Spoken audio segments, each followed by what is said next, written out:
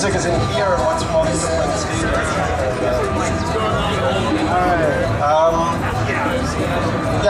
My name is Daniel Pinchbeck. I'm a writer and the editor of a web magazine, Reality Sandwich, and I've written 2 books, Breaking Open the Head and 2012, The Return of Quetzalcoatl. And it was very nice at ComFest to invite me here to speak. I'm excited to meet all of you. I'll be here all weekend. I'm doing things tomorrow and Sunday, where I don't know exactly where they are, but they should all be on the schedule somewhere or other.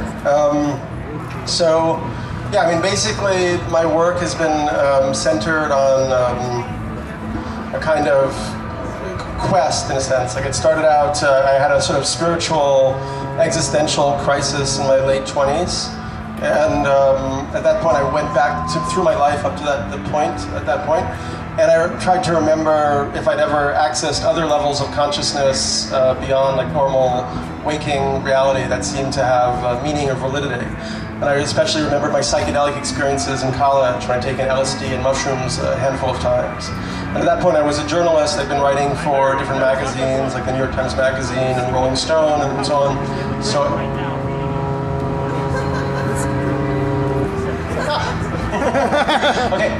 So I'd been writing for these different magazines, so I had professional credentials, so I decided to use those as part of this psychedelic interest, So I got assignments. I wrote for the Village Voice about ayahuasca. How many people here know what ayahuasca is?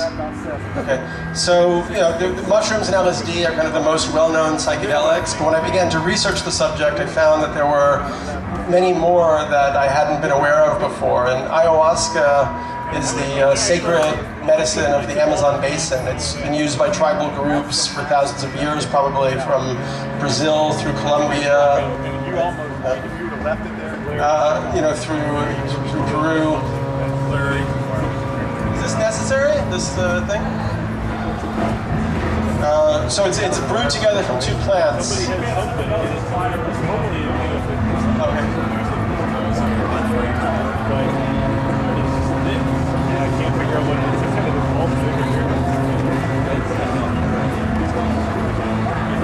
I tried unplugging the case. Maybe this one's better. Maybe I just need to turn this off.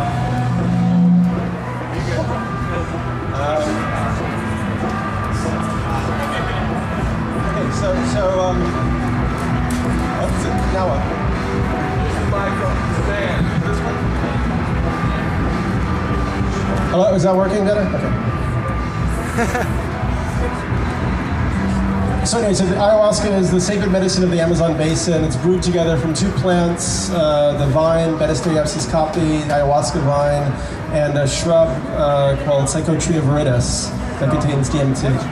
So I was able to do a session in New York with ayahuasca. I mean, it's still an illegal substance, although actually there's been some very interesting developments with ayahuasca. The Supreme Court recently allowed its use for a Brazilian religion, União de Vegetalis, which is kind of a mixture of Christian and Amazonian tribal traditions.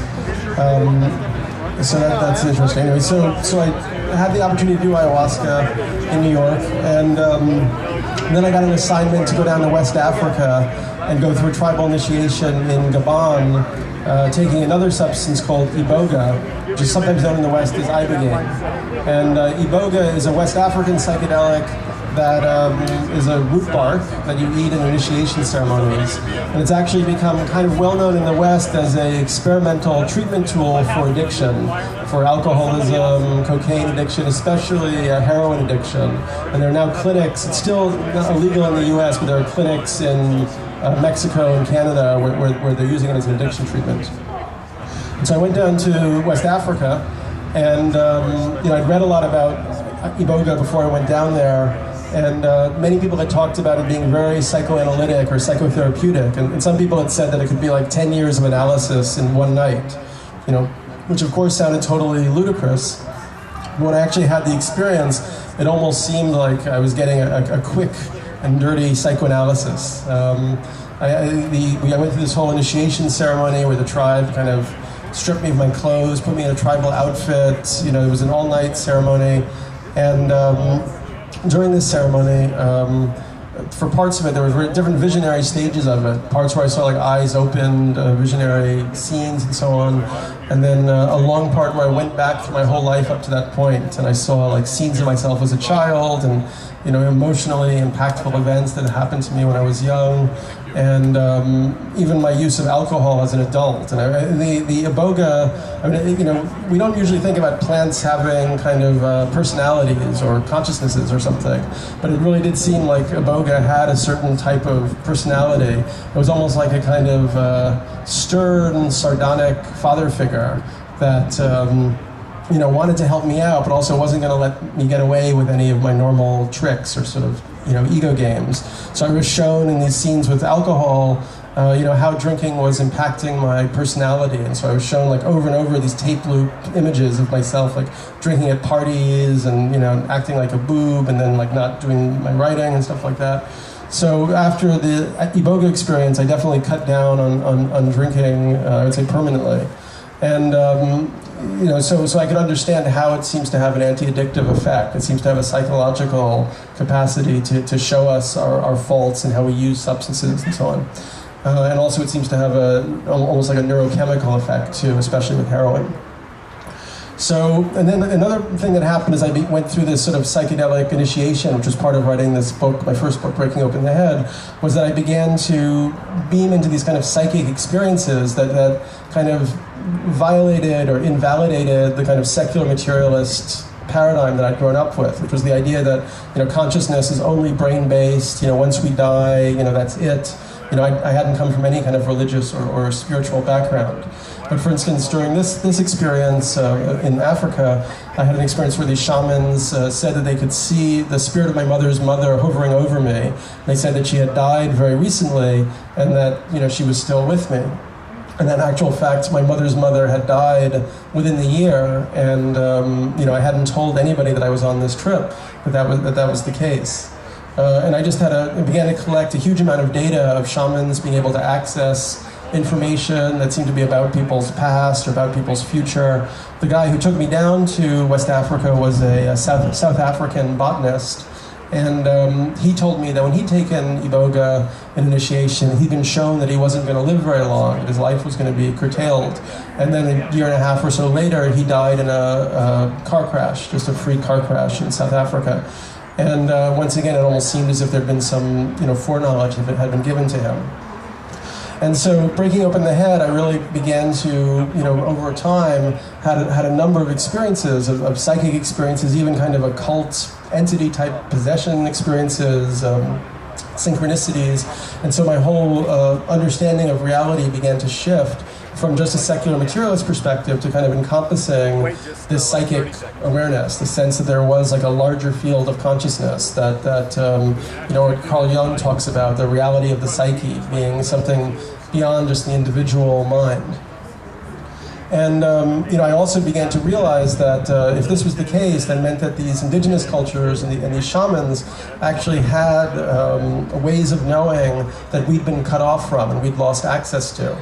And then I began to think about modern Western culture over the last hundreds of years and how it seems like we've almost had this kind of, hostility towards other forms of culture, other forms of knowing, other ways of thinking about consciousness or relating to reality. So, in the Middle Ages, there were the witch hunts where the Catholics went out and killed all the witches. They burned them at the stake. And the witches were often those people who had plant teacher knowledge, who had second sight, who had, knowledge of how to use plants for spiritual visionary experience and also for healing purposes. So they kind of annihilated that whole knowledge system in Europe. And then when we went out and did the colonialism thing, every time we came to a new culture, we would almost target the holders of plant teacher knowledge, shamanism, and try to wipe out any vestiges of those cultures. So we apparently burned most of the books of the Mayans and the Aztecs and so on. So it just began to seem to me that somehow Western culture got on this trip. We'd almost become fixated or possessed on a certain type of awareness and a certain type of consciousness. That was like, we took the material world totally seriously, everything that was quantifiable, objectifiable, graspable, mattered to us. And then other stuff that was more intangible or more psychic, or intuitive, we totally dismissed and cut off our relationship to. And it seemed that these indigenous cultures, they had more than just like stories and myths and fables.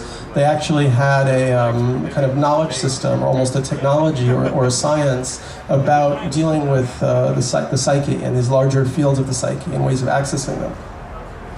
So, by the end of Breaking Open the Head, the first book, I'd gotten kind of concerned, because it seemed to me that in a way, like, we were only operating with half a deck. Like, we had this one form of knowledge, our modern scientific knowledge, but we totally cut ourselves off from this other whole form of knowing. And so then I began to think about, well, maybe these, we have to take seriously what these indigenous cultures say and know. So what do they say and know about the time that we're in now? And that's what sort of led me to the next book, 2012, The Return of Quetzalcoatl. Because as I began to explore it, it began to turn out that a lot of indigenous cultures have a very strong sense about the time that we're in now, and have sort of a prophetic knowledge system about what we're going through and what we're about to go through. So for instance, the Hopi in Arizona, who are considered to be the original people on this continent, talk about this time as the transition from the fourth world to the fifth world. And they have a whole set of oral prophecies that relate to this time. The classical Mayan civilization really was incredibly focused on developing time systems, calendars, synchronometers, like ways of approaching time, but very different than our way of approaching it. More as looking at astronomical cycles as these kind of synchronistic patterns that create new opportunities and new conditions. And the great cycle, or the long count in the Mayan calendar that started about 5,100 years ago, ends in the year 2012 on December 21st. And so there's a range of opinion among mainstream, anthropologists and academics about what validity that has. I mean, some people think that it's just like, I talked to this one guy from Yale, and he's like, oh, it's just like an odometer clicking over. It doesn't mean anything, then a new cycle starts.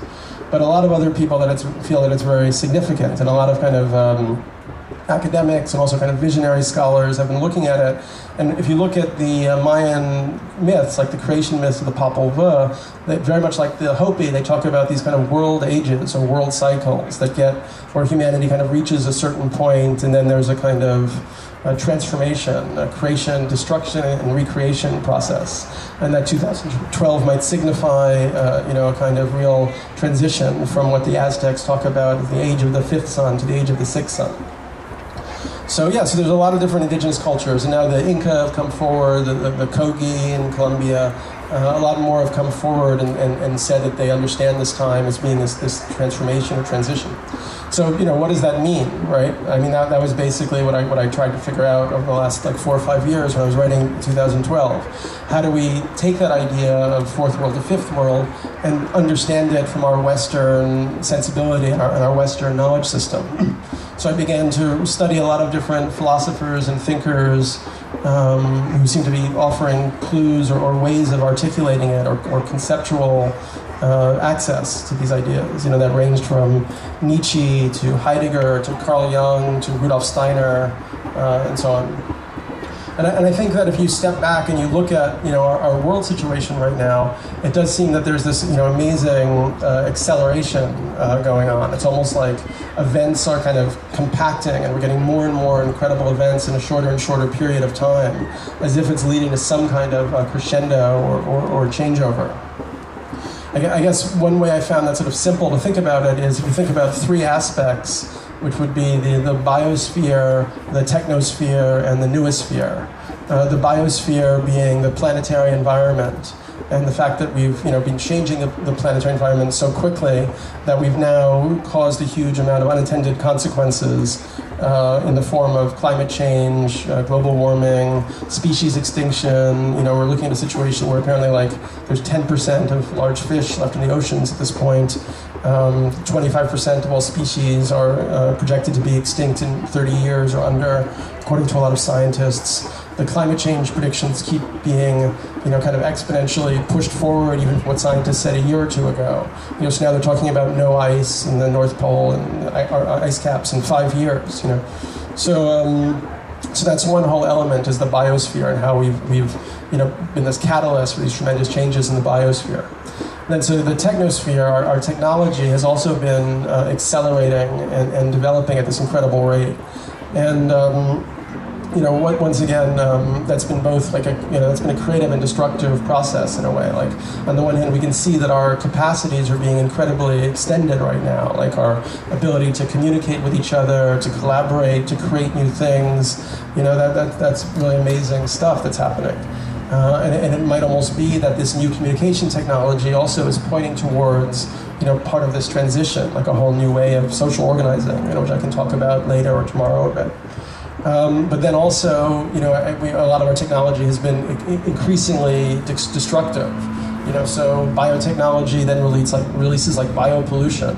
I think one way to look at it, if you look at it from a psychological perspective, is Carl Jung talks about the shadow. That we have the psyche, but then we don't want the psychic material that we don't want to deal with, that we repress or suppress, gets kind of projected away from us anyway as our shadow. And you can see that like the shadow of our technology is our military technology, the destructive aspects of even building computers and the toxic waste that all this stuff creates. So that's the technosphere aspect of it. And then the noosphere is a term that different people have used, but one was this Catholic mystic and paleontologist, Teilhard de Chardin, who talked about the idea that humanity was kind of moving towards a sort of super collective of mind. And his idea was that just in the way the planet has these different layers, physical layers, the sort of mineral layer, the lithosphere, the atmosphere, and so on, there might also be a noosphere. Nous means mind, a kind of mental layer or thought envelope around the planet. And we were constantly interacting with that thought envelope with our thinking and ideas and so on, but ultimately that interaction would become much more conscious and self-aware. We would actually be collectively connected with this thought envelope. And another element of that for me is, I would say, like, so there's this biospheric, environmental, accelerated problems, cataclysms, crisis. There's this technological evolution, but I think there's also an evolution happening on the level of the psyche that includes psychic phenomena. And I think that, like, what I've discovered in my own life, and a lot of people that I know anecdotally seem to share an understanding of, is a lot more synchronicities, a lot more of a sense of like intention producing quicker and quicker results. So that it almost begins to feel as if the boundary between the psychic and the physical were once like incredibly defined and impermeable, but now that barrier is becoming more permeable, more malleable, somehow subtler. And that once again might point toward a shift in our reality. So basically I've just been continually trying to sort of tease out the implications of these ideas. And in all my work, I don't pretend to know the answer or have the complete construct of what's going to happen. So I look at it all more as a thought experiment, as a hypothesis. And once I'd sort of rejected the mainstream materialist hypothesis, then how do I construct a sort of knowledge system or thought system that's works for me, that's more comfortable for me, and by extension, hopefully for other people. So that's been kind of the sort of intellectual engagement or practice in the work. And in 2012, I cover like a huge range of different subject matter, including stuff like the crop circle phenomenon in England. And I spent a few years down there, and once again, a lot of it for me has been, so once I grasped this concept of synchronicity, which is really this idea that that reality is not just a random collection of events, that there's a kind of underlying field of consciousness, and therefore these kind of possibilities open up that almost give us different options or different paths to follow. So there's this physicist F. David Pete who wrote a book called Synchronicity: The Bridge Between Mind and Matter, and he saw synchronicities in that way, that they suggested that there was this deeper underlying field of consciousness. And Carl Jung wrote an essay about synchronicity also.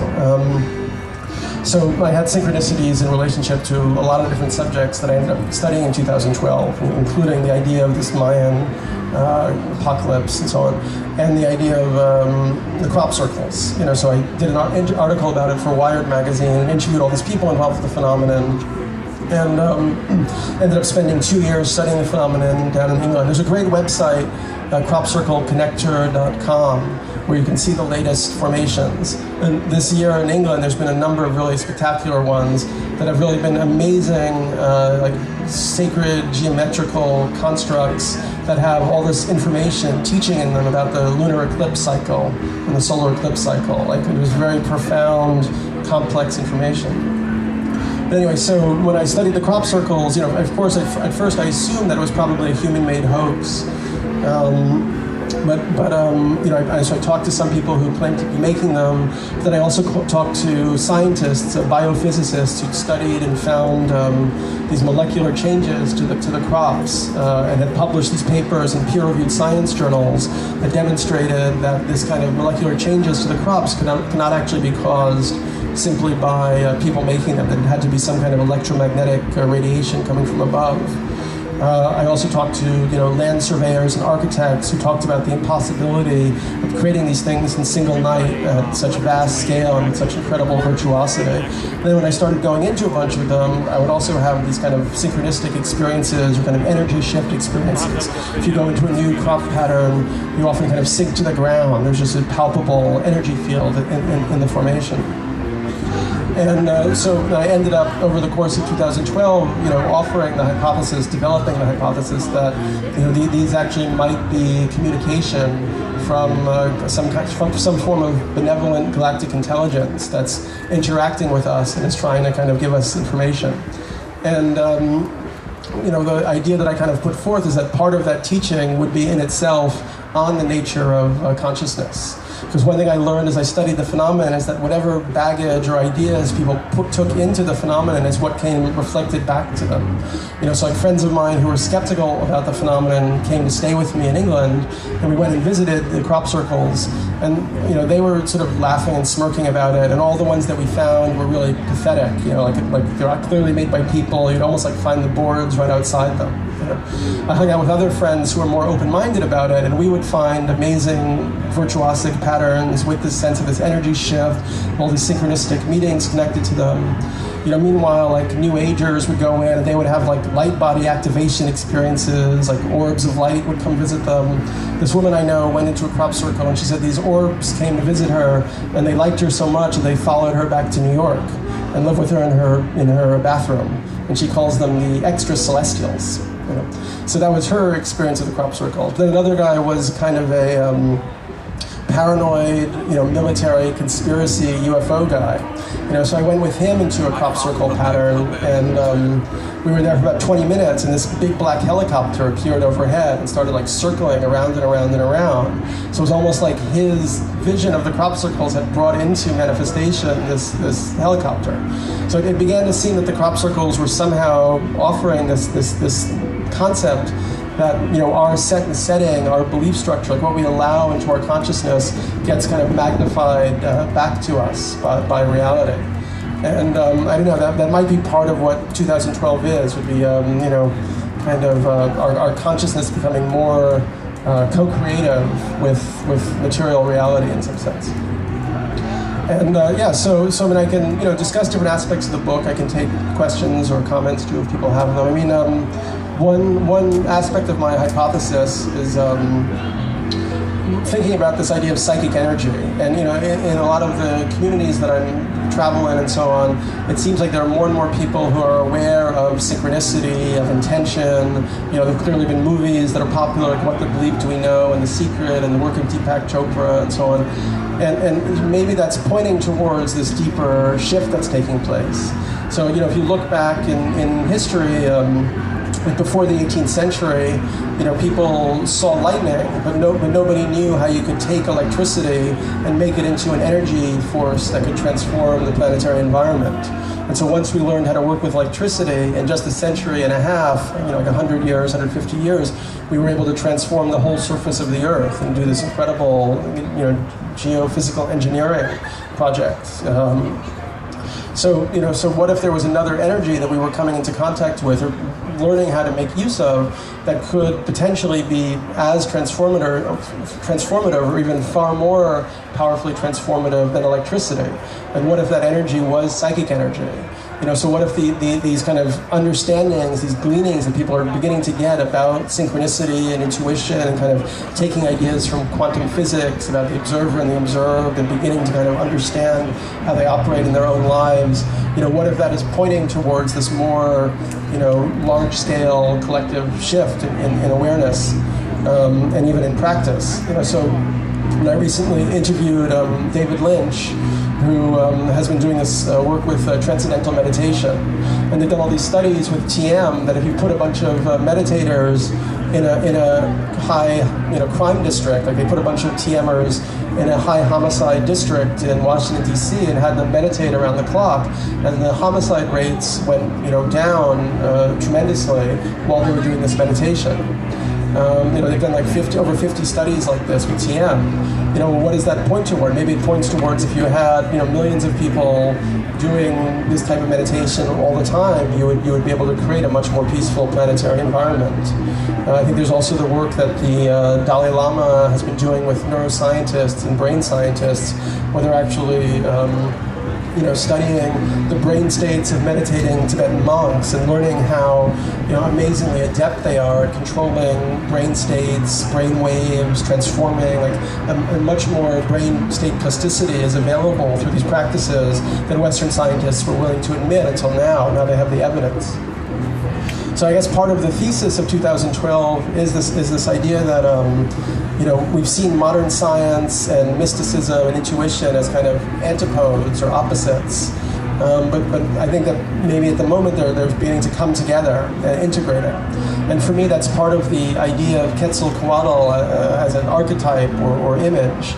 Quetzalcoatl is the feathered serpent or the plumed serpent of Mesoamerican mythology. So the feathered serpent is the meeting of the bird and the snake. So it's the meeting of, the bird is flying around, the snake is slithering on the ground. So it's the meeting of air and earth, heaven and earth, spirit and matter. And it could also be the integration of these previously seemingly opposed dualisms. So, science and spirituality, modern materialism and empiricism, and shamanic and practices and intuitive and esoteric knowledge systems. So that's some of my thoughts. Obviously, I guess, one thing that I'm very concerned with right now, as I'm sure many of you people are here, is what happens in the next few years and how things play out. And I think that we're really looking at a very treacherous, fascinating, appalling, and amazing time on the planet. We're getting more and more constant signals that the direction of our planetary civilization is completely unsustainable. One of the most recent ones being these huge floods in the Midwest, which are basically wiping out a lot of the corn crop. And it's going to be very interesting to see what happens in the next few years. And I'm definitely the next book that I'm trying to write, or that I am writing, is really trying to understand the political and social aspects of this transformation process. And it looks like some of it may be a kind of, relocalization movement may take place. That basically people are going to have to become much more conscious and aware of, the sources of their own food, their water, and so on, and really to remove a lot of power from the hands of authorities and take it back. And frankly, if the oil power isn't there, if the energy continues to diminish and become more expensive, the sort of overarching control structure is also potentially not going to be as capable of responding or of stopping people's initiatives. I think that there's a whole bunch of ideas that I'm sort of working on exploring. I'm very interested in Buckminster Fuller's perspective. Buckminster Fuller was a design scientist in the 20th century who, when he was a young man, he stopped speaking for 3 years. He took a 3-year vow of silence, and he said that he didn't want to start talking again until he felt that everything he said was true. It's a pretty awesome achievement, I think, in itself. But anyway, so he came up with this hypothesis that you could look at all of our society's problems as design problems that would have design solutions. That actually it was possible to create a global society that worked for everybody. And some of his ideas were very radical. Like for instance, he didn't think that unemployment was the problem. He thought that work was the problem, and that actually it would be cheaper from the planet's perspective to pay a lot of people not to work. So he really saw people like living in home communities, growing their own food, making art, and so on, and educating themselves, And I think that we can see that this kind of insane work culture that has been created as another kind of control system, and maybe that's something else that doesn't survive for too much longer. So yeah, we can look at all of our different social structures and systems. We can, I think, look at as design problems for which we can think about design solutions. So currency is one area that I've been really interested in. I've been writing about, also on Reality Sandwich, we've had a lot of articles about money systems and currency systems. There's this guy Bernard Lettier, who was a big currency trader from Belgium. He was one of the architects of the euro. He began to realize that the money system was insane, that it was just this endless abyss creating this impossible debt. And so he began to think about what would be the future of money. He wrote a book called The Future of Money. And he's proposed a different type of currency, which he calls the Terra, which has a negative interest, which means that the money actually loses value the longer that you hold on to it. And he's looked back and he's found historical examples where cultures would use a negative interest currency and have periods of sustained abundance. And so basically, if you have a currency that loses value, rather than hoarding it, it compels people to get it back into circulation, to share it. It's not going to have value in and of itself. So the value of making money would be your capacity to share it, and then people would remember that you were the one who shared it, and they would offer you a good turn if you needed it. So anyway, his stuff you can find online. And I think there's a lot of ideas like that. In a way, like our society has seemed so incredibly airtight and unassailable that we became very unimaginative and uncreative. We just felt kind of slammed down by it. And probably to get through this next period of time, we're going to have to look at a huge number of creative and innovative solutions to problems on local and global levels. Another thing I've been writing about is the Bioneers organization, where they bring together these different thinkers who study like bioremediation and using natural systems to bioremediate toxic wastes and so on. There's a whole lot of initiatives that are in development. And then there are also wilder perspectives of what kinds of technology might be possible, including like free energy devices and so on, which maybe I'll talk about tomorrow. There's a very interesting physicist and experimental thinker who's been sort of putting together a whole thesis and plan around how free energy devices could happen. I don't know, I went through my talk pretty quickly, I guess. I don't know. Anyone have a question or comment?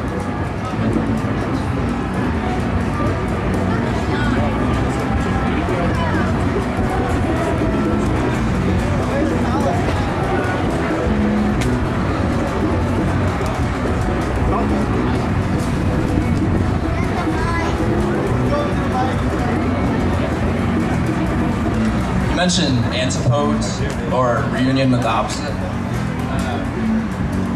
Why were they separated?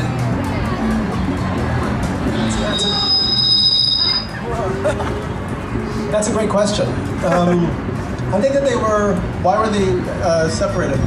But I think that if you look at I think it's an evolutionary process that we're going through. And if you look at tribal, magical, mythical cultures, and there was a lot that they potentially could do that we can't do, and a lot of experiences they were having, but they hadn't developed individuation in the same way, and they hadn't developed science and technology in the same way. So I think as part of our evolutionary process, we kind of had to break off and separate so there could be a kind of conscious reintegration or reunifying. But I definitely think that that's the next step that has to take place, and that's a very difficult step for us because now we've gotten super attached to our individual egos. Somebody was telling me about this film, these documentary filmmakers were making a film of these Australian Aboriginals. And normally people just like make a film, they don't really bother to ask the people what they care about. But in this case, they showed these Aboriginals like a lot of different films, and they were like, well, how do you want to be represented in this film about you? And they said, well, how we want to be represented is we want there to be like only sort of wide angle shots. We want the whole tribe to be visible in every shot in the film. because for them, the whole idea of a close-up was something they didn't believe in. They believed that everybody was on the same level, and they wanted to preserve that. So once again, I think, we had to go through this kind of painful individuation process, but now there's the potential to consciously kind of reintegrate with the whole.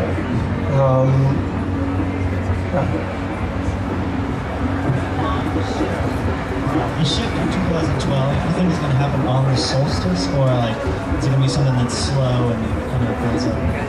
Well, I think we're already in the shift, frankly. I mean, I think that things are changing extremely rapidly, and I don't particularly put a marker on any particular day. It may be that 11:11 a.m. December 21st, 2012, something extraordinary will happen.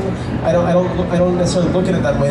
It sort of doesn't help me to think about it that way. I feel like part of the problem with the way the 2012 concept has been distributed is that it makes people a little bit passive. Like when Terence McKenna talked about the singularity, or Jose Arguelles talks about changing the calendar, it's like, oh, well, all you have to do is wait for this amazing event and you'll be like at this next level. And for me, the whole point is it's a participatory thing, whereas as we transform ourselves, we create this next level of consciousness. So actually learning how to be sustainable and responsible citizens of the earth is part of that process. So I think it's really by that engagement that this next level of consciousness comes into existence. How about over here? Right here. It's interesting you mentioned singularity in relation to Terence McKenna. You talked about the internet as kind of something that will spawn global consciousness, and I'm wondering if you think of like climate change as something that's sort of working towards creating a global consciousness, working towards a singularity in 2012. Yeah, I mean, like one of my treasured hypotheses about the climate change is that a lot of shamanic traditions have techniques of weather modification. And there's a story in Breaking Open the Head about a friend of mine who actually became a weather shaman for a while. And actually his whole body started to transform. He had this like visionary experience of this thundercloud appearing to him. And then his whole body started to become more feminine. He started to lose his secondary sex characteristics. Then only years later, he read about so he felt that during that time, if he thought about rain, it would start to rain. If he thought about sun, it would start to get sunnier. He thought he was going crazy, basically.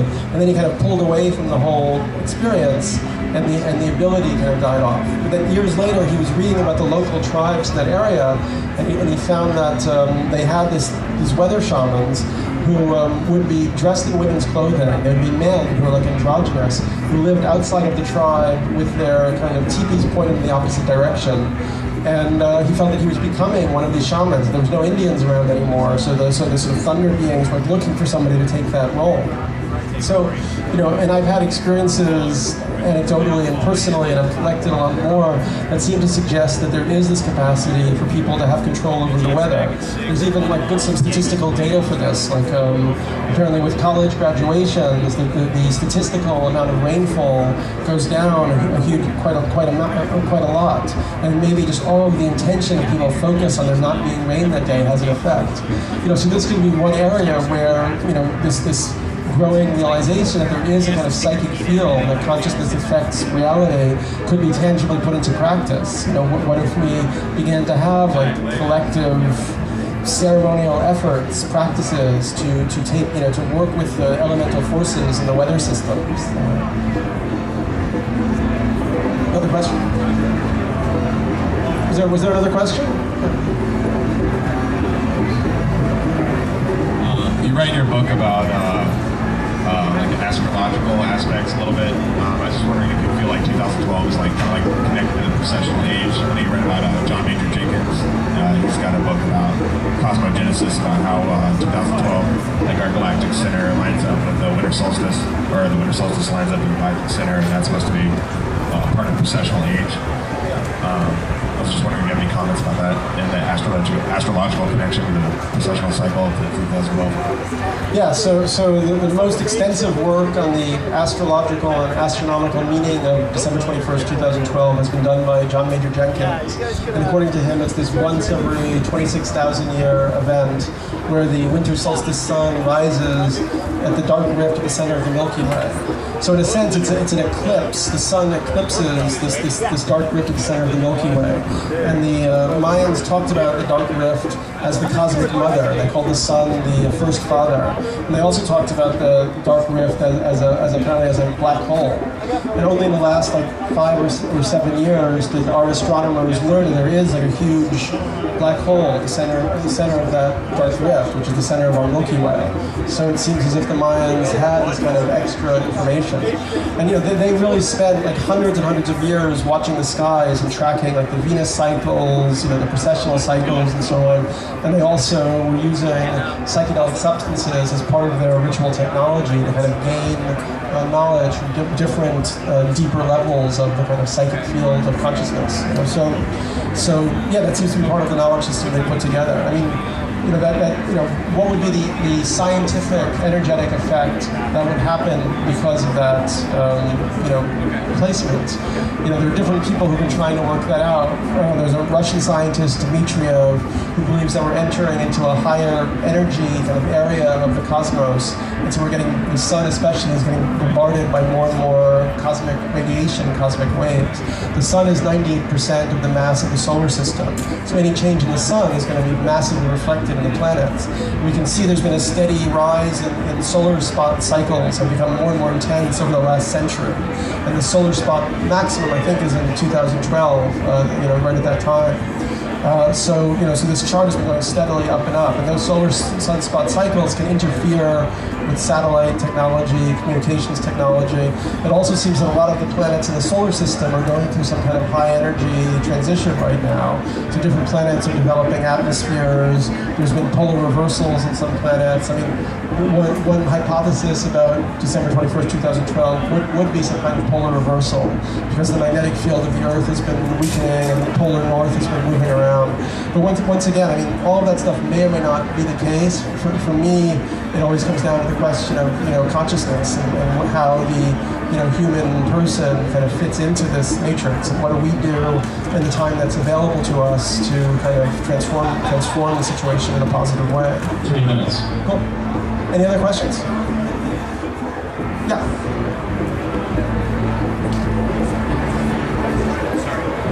Can't hear you at all.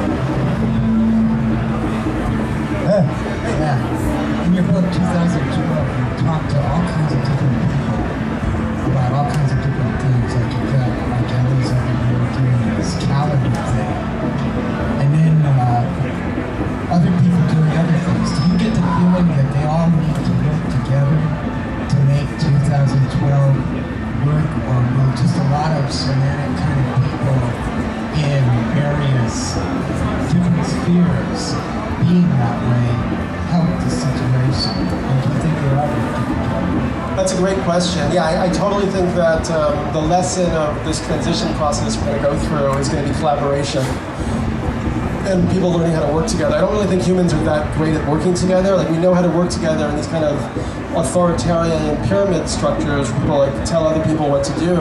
But I think what we're moving into is a much different model of collaboration. I think like probably the first indicator of it, and a very profound indicator, is the open source software movement.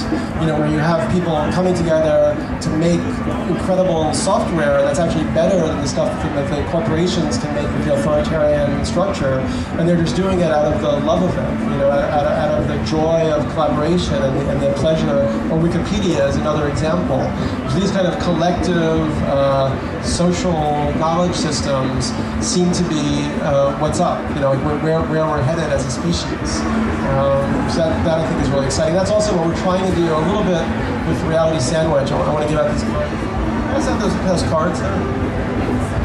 And we're also hoping to launch a social network. We're launching a social network later this summer called Evolver, just to keep exploring these ideas and put more of them into practice and really think about how we can connect different communities and so on. One more question? Anything else?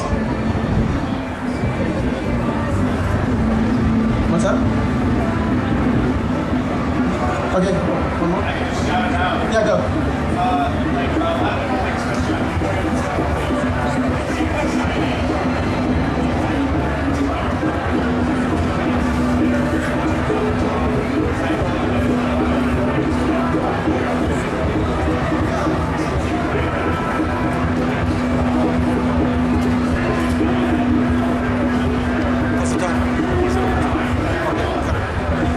His question was about secret societies and the idea that there might be very powerful people in a kind of secret government. There actually is some awareness in 2012, and that 9/11 could have been a conspiracy.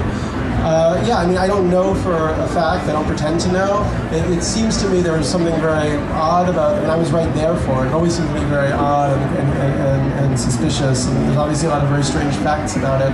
And I think there's some very interesting evidence, and maybe I'll talk about this more tomorrow, that there's a known extraterrestrial presence. There might be a secret government that's actually been reverse engineering technology from extraterrestrials for many years, but there are also reasons why they may not actually be able to do very much with this technology, because it may require a certain kind of initiatory consciousness to kind of deal with it. And that's part of this work of this physicist, Nassim Haramein, has been doing this very interesting thinking about free energy and anti-gravity technology, and that there might have been pieces of it used in the world before. Like he looks at, in Egypt you find these 1,000-ton solid stone sculptures, 1,000 tons, that we know have been moved hundreds of miles from quarries. And our engineers simply have no way of doing that. If you ask an engineer how you do it, they're like, oh, we have to break those stones up and move them piece by piece. These things were moved as solid blocks. So that suggests that some totally other technology was being utilized at that point to do this kind of work. So Nassim believes that there was some kind of anti-gravity technology that might have been a bequest or left here by an extraterrestrial civilization. And that knowledge of that may have continued to exist in secret societies, Illuminati, Vatican, Freemasonry. There's also a very fascinating book by Richard Hoagland, Dark Mission, about NASA. And I can talk about this stuff more tomorrow, because I think it's a little bit dangerous to talk about, not because it's any conspiratorial thing, just because it begins to take your mind off into these thought loops. And I think that it's like we really have to watch our time and energy and what's available to us right now, because I think that these changes that are happening are going to start intensifying and accelerating. And so we as individuals really have to be concerned with how do we best use the limited resources that we have at our disposal. And there are different models that I think point to, can help us. One is being developed in England, which is called Transition Town, which is really finding ways to get local communities prepared and organized to deal with the effects of peak oil and climate change, in advance or as they arrive. But having said that, it's unavoidably fascinating to think about, these whole areas of secret governments and extraterrestrial technology, and I'm continually trying to learn more about it. And Hoagland also suggests that there might have been preserved an understanding of these earth changes and preparations made for them by these kind of secret governments. Okay, maybe I'll stop now. Come to the talk tomorrow, and I'm here to hang out, so come say hello. Yeah. Also, we have copies of the books for sale. If you want to buy one of the books, they're up here for sale.